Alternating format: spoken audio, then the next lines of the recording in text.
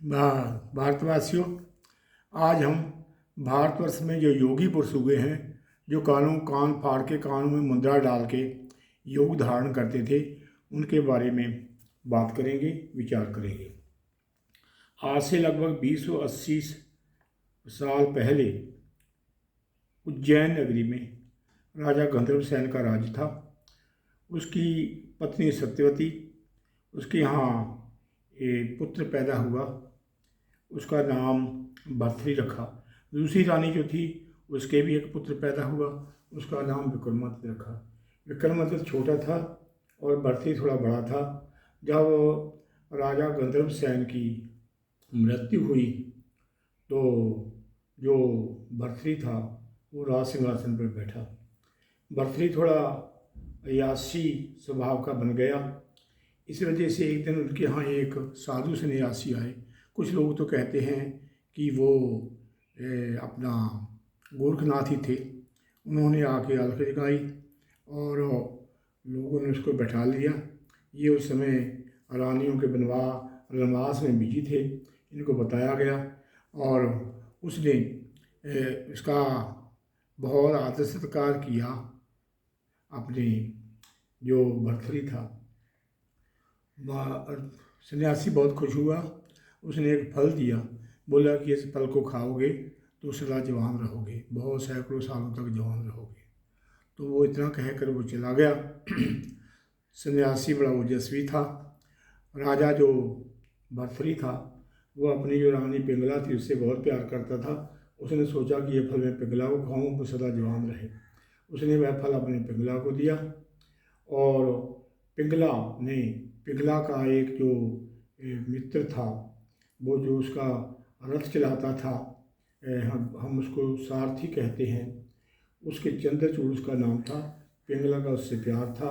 उसने सोचा कि क्यों ना चंद्रचूड़ के फल दूं कि वह मुझे बहुत संतुष्ट करता है, और उसको फल दे दिया।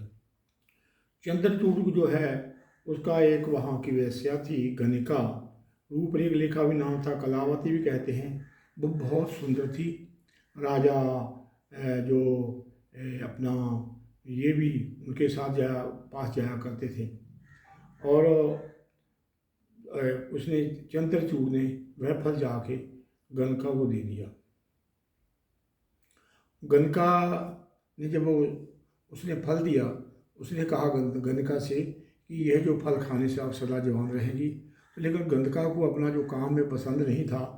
बोली कि मैं अपना शरीर बेचती हूँ, तो उससे अपने काम से थोड़ी नफरत हो रही थी। उसने कहा कि क्यों ना ये फल मैं आप यहाँ के राजा को दूँ, वो राजा प्रजा का बहुत ख्याल रखता है।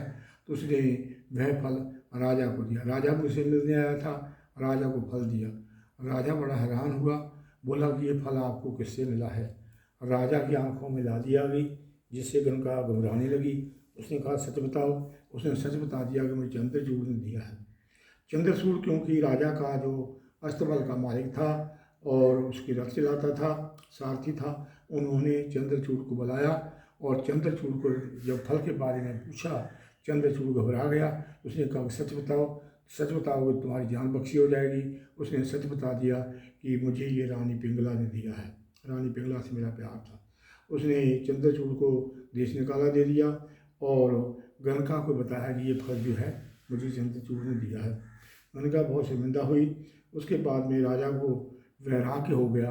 उसने अपने भाई जो विक्रमादित्य था, विक्रम नाम था, उसको बुलाया, क्योंकि विक्रमादित्य ने एक बार कहा था कि रानी पिंगला का चाल चलन अच्छा नहीं है। तो पिंगला ने किसी तरह उसको देश निकाला बाहर दे दिया था। तो उन्होंने अपने भाई को बुलाया और भाई युवराज था, उसको उन्होंने शासन दे दिया और खुद वैराग ले लिया। वहाँ उसको गोरखनाथ जी मिले। गोरखनाथ जी ने कोई योग दिया, कान फाड़ के उन्होंने योग ले लिया।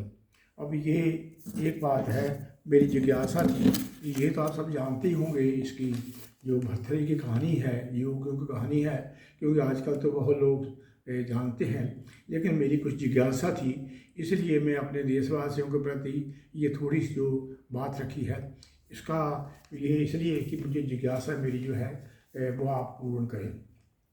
क्योंकि यही जो भर्तृ योगी है, ये गुरु नानक से इसका संवाद होता है। ये लगभग 1508 के बाद में होता है, 1515 के लगभग। और उस समय गुरु नानक देव जी जो है सिद्धों से मिलने जाते हैं। जब सिद्धों से मिलते हैं तो ये भर्तृहरि योगी भी उनको मिलता है, भर्तृहरि योगी से उनका संवाद होता है। तो ये लगभग 1500 सन के बाद की बात है। आप लगा लीजिए 1515 लगा लीजिए, इतने आसपास लगा लीजिए आप। तो ये एक शब्द आता है गुरु ग्रंथ साहब में जो इस योगी के साथ संवाद है। क्योंकि गुरु जब भी किसी से, महात्मा योगी से बात करते हैं तो संवाद करते हैं, वो एक दूसरे वचन विलास करते हैं, बहस नहीं करते, एक दूसरे के विचार जानते हैं। तो उन्होंने विचार कहा होगा गुरु नानक से कि आप जो है, हम तो योग करते हैं, आप क्या है। तो गुरु नानक का जवाब है, ये आसा महला पहला का शब्द है। ये गुरु ग्रंथ साहब जो अंक है 359 से, इसको अंग भी कहते हैं। सिखों की मर्यादा में गुरु ग्रंथ साहब का जो पन्ना है उसको अंग कहते हैं, क्योंकि वो जैसे अपने शरीर का अंग है वो अंग है। ये 359 अंग में है, 359 पन्ना में आसा महला पहला का है। तो ये है शब्द आसा राग में है।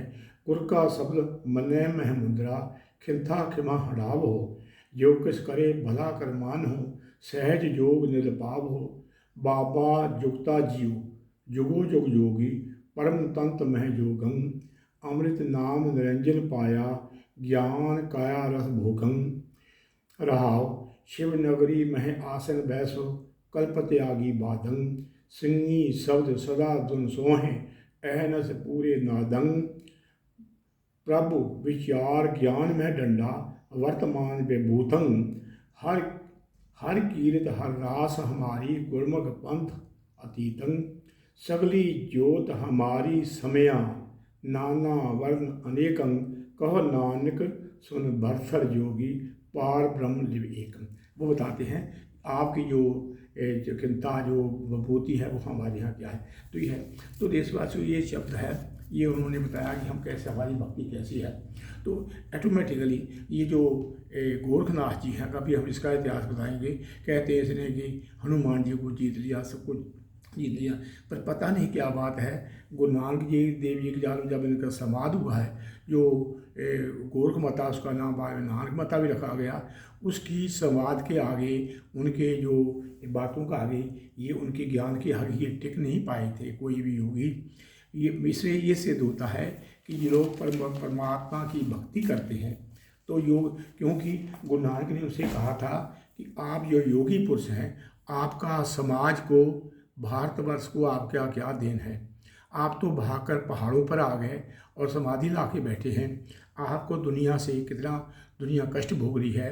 बाहर के लोग आते हैं, बहु बेटियों को उठा के ले जाते हैं, लूट मार करते हैं, काटते हैं। तो आपने क्या उनके लिए कोई योगदान है। तो गुरु नानक का कहने का तात्पर्य ये था कि आप जो है एक तरह से समाज से भगोड़े हैं। आपको समाज के बीच में रहकर उनको दिशा निर्देश देना चाहिए, ये था। तो ये मेरी जिज्ञासा है कि इनकी इतनी उम्र कैसे होगी। इनके जो गुरु हैं भर्तृहरि के, वो गोरखनाथ हैं। गोरखनाथ ने इनको योग दिया। और बड़ी हैरानगी की बात है कि आला उदल हुए हैं वो लगभग, देखिए जी, पृथ्वीराज चौहान की समय में हुए हैं। पृथ्वीराज चौहान का जो पहला युद्ध हुआ है मोहम्मद गौरी से 1191 में हुआ है। तो 1191 में आला उदल उनके साथ थे लड़ने के लिए। 1192 में इन्होंने पहले 1191 के बीच में पृथ्वीराज चौहान ने उनसे लड़ लिया। तो 1192 में पृथ्वीराज चौहान हार गया। तो उस समय इन्होंने जो आला है उसको योग दिया था, ये अपना जो गुरु गोरखनाथ ने। और गुरु नानक के समय भी इनका काफ़ी वार्तालाप हुआ था गुरु नानक से। लेकिन बाद में ये इन्होंने अपने दूसरे साथियों से कह दिया था कि गुरु नानक जो है ये परमात्मा का स्वरूप है, इसमें परमात्मा की ज्योति है, इससे आप बहस न कीजिए। और उन्होंने अपना योग विद्या से डराना भी चाहा था, लेकिन गुरु नानक साहब को वो डरा नहीं सके थे।